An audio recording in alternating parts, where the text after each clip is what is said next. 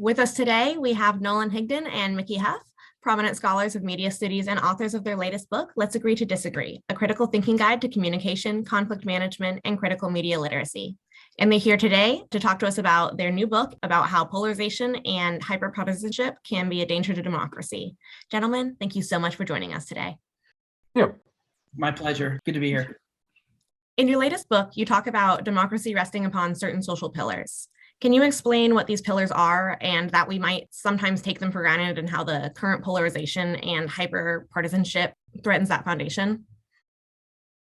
This text emerged out of the fears we had about the future of democracy. Mickey and I wrote United States of Distraction in 2019, which sort of documented how we got to this historic moment where democracy was threatened. And we kept getting questions from folks. We go on book talks, new public talks about, how do I engage with people I disagree with? Or we heard from folks who said that they didn't see the value anymore in engaging in conversation with people they disagreed with.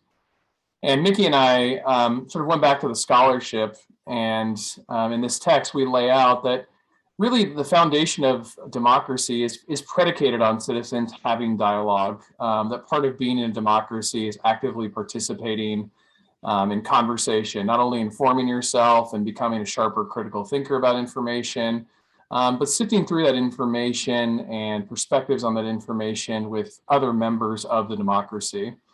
And so we wrote this text as a way for folks to better position themselves to be active participants in our democracy. Of course, Mickey and I have long documented the ways in which powerful institutions, particularly news media, serve to undermine our efforts to have constructive dialogue. And so one of the things we saw as a threat in the United States of Distraction, and this text is designed to help mitigate, is the divisive effects of media, political discourse, and other related content. I think Mickey can speak to that.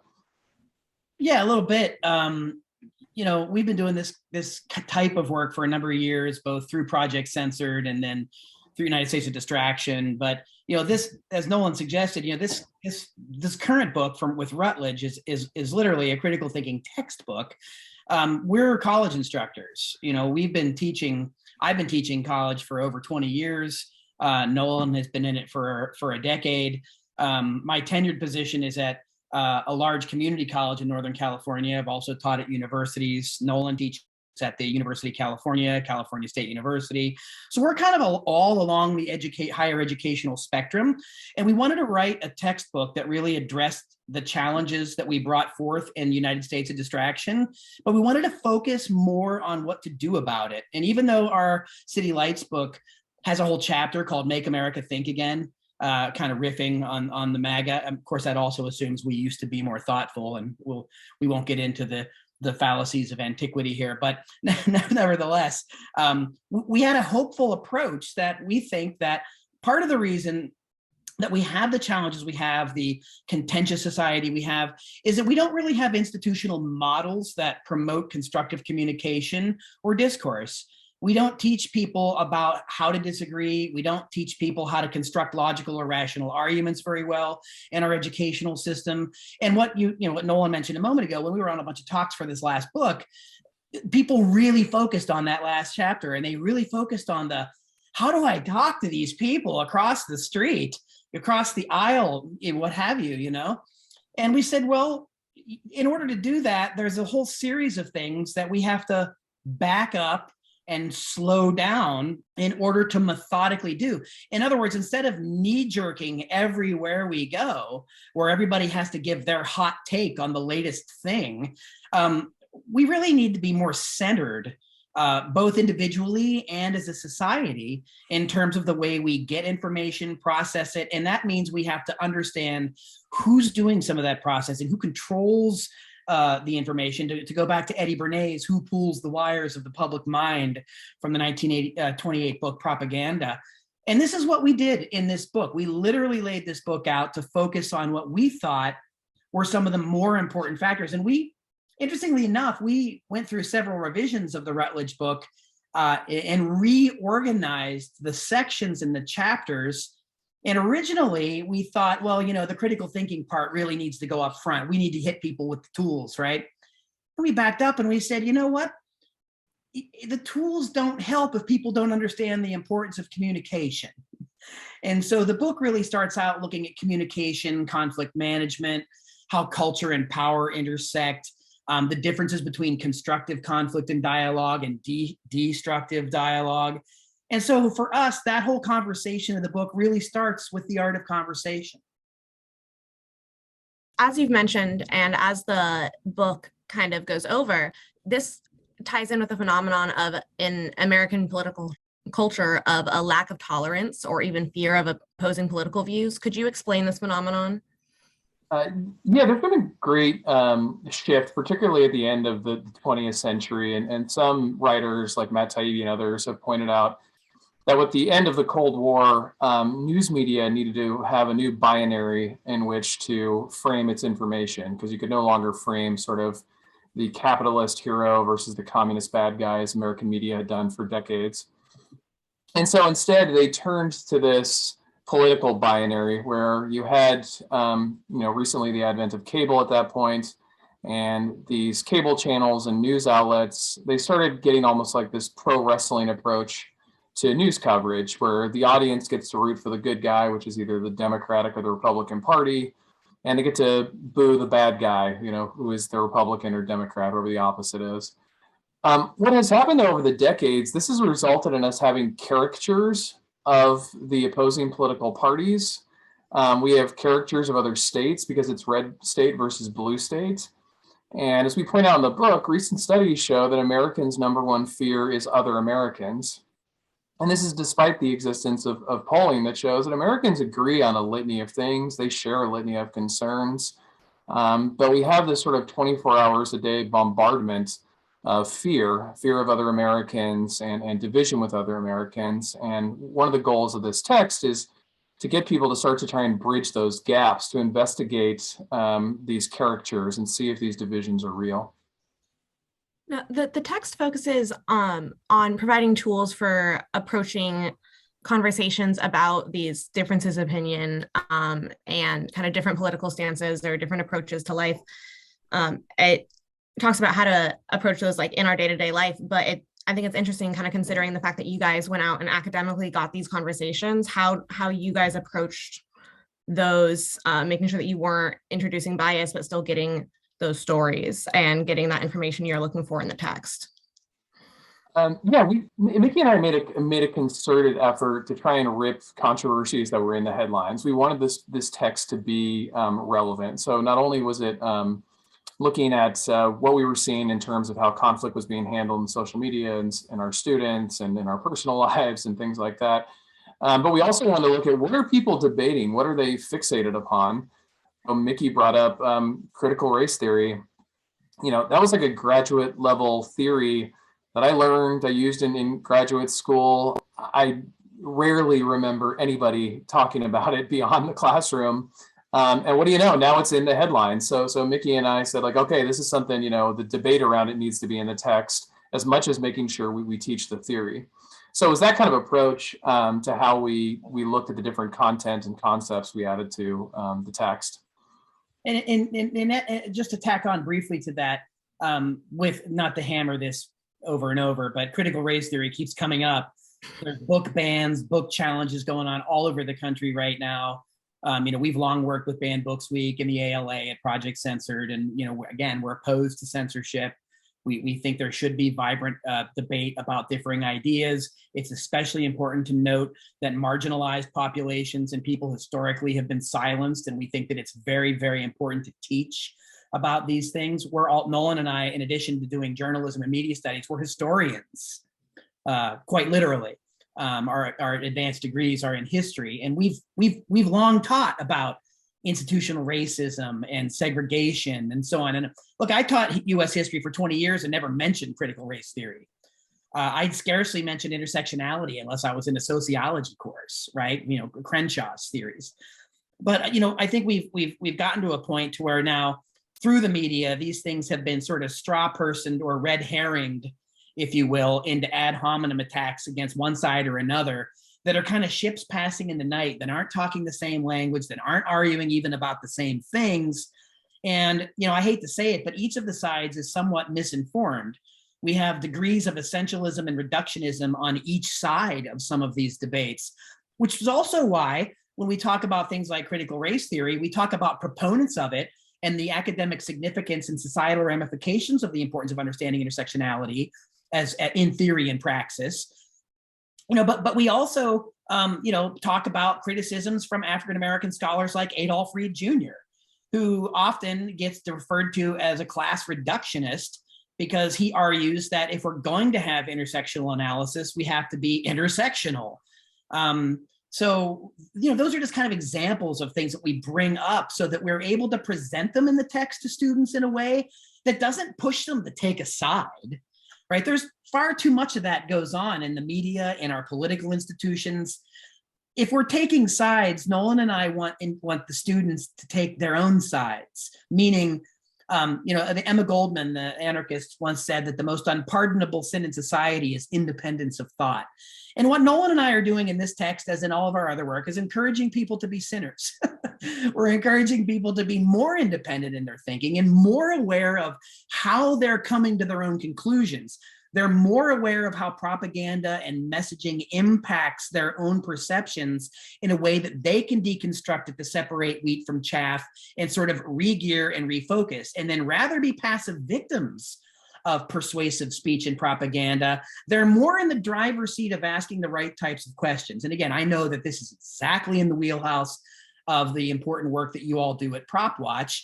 And, frankly, we need more organizations and more curriculum based on the kind of work that you're all doing that we also do. Because as Nick Johnson, the great Federal Communications Commissioner, once said, if media reform, media democracy isn't your first priority, if it's not your second, you're not going to gain any ground in your first area of interest, because we're basically, in many ways governed in terms of our attention spans, by what goes on in our media culture. Marshall McLuhan was crowing about this half a century ago. It's more so now.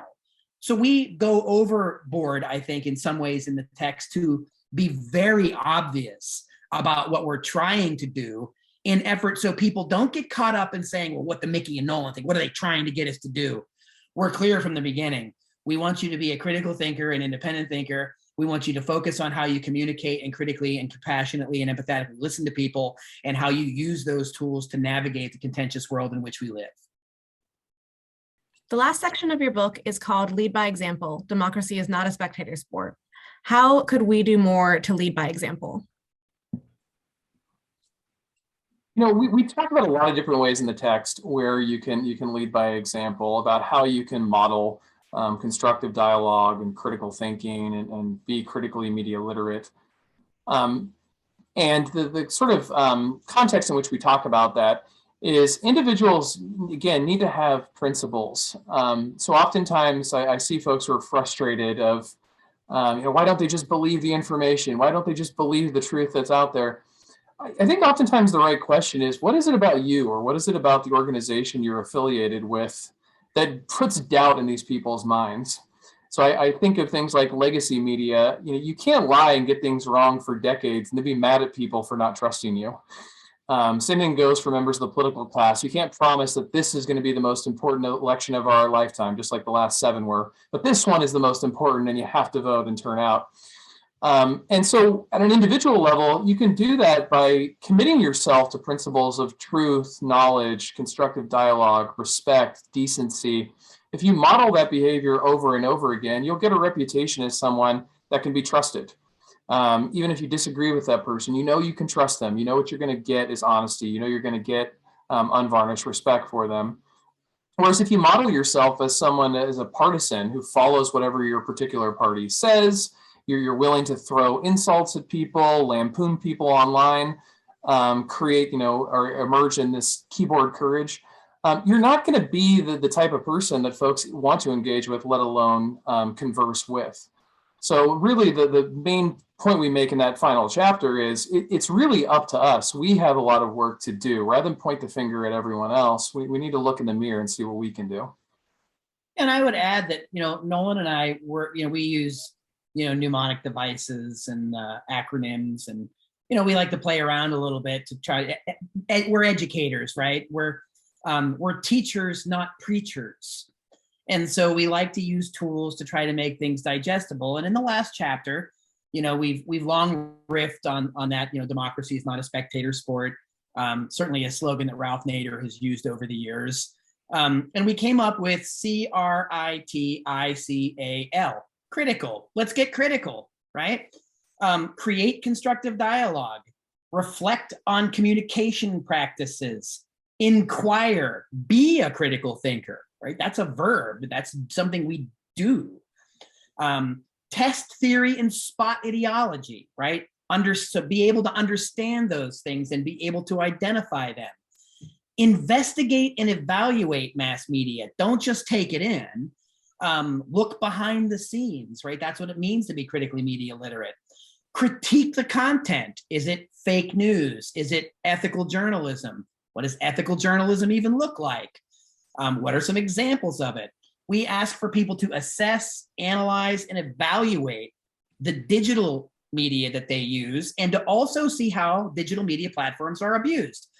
Anybody who's on social media knows that some of the comment threads and posts are among the most abusive communicative platforms that I've ever seen. And I always say this to people, and I think it bears repetition, even though it might be tropish or cliche, but I can't imagine talking to somebody sitting across the table from me the way in which some people communicate in these online spaces. It's absolutely violently inhumane, and it is disgusting, quite frankly. But it is so challenging for people to move beyond the default of that I'm right, you're wrong, no matter what, or you have a different idea, so you're attacking my identity, you're attacking my whole essence. This book is designed to help sort of get some distance even within ourselves, such that we can separate the distance between us and others, right? And so at the end of it all, we lead by example. We practice what we teach. We model it. When Nolan and I make mistakes, we want to say, you know what? I was wrong about that. And it doesn't even have to be binary, right and wrong, right? It could just be, I didn't understand this perspective until I went and looked at these sources. And lo and behold, rather than some things being either or, many things are both and. And that gets into the gray and nuanced, complicated world that we have to navigate. Not navigating it is to be negative, reactionary, knee-jerk, and it goes more back to that my side versus your side. What let's agree to disagree means in the end for us as educators is let's try to not practice the worst of our communication habits. Let's try to consciously construct our arguments and our information. Let's openly deconstruct and be critical of all the messaging that we see across the spectrum so that we can build trust with one another. In other words, we need to be spending a lot more time practicing these skills. Let's get critical, because we want to build bridges, not walls. So when we say let's agree to disagree, we hope that it's a way to take a disagreement and turn it into a building block for a broader understanding about complicated issues. Okay, it looks like we're out of time for today. We have been talking with Nolan Higdon and Mickey Huff, authors of Let's Agree to Disagree, a critical thinking guide to communication, conflict management, and critical media literacy. Gentlemen, thank you so much for spending time with us today.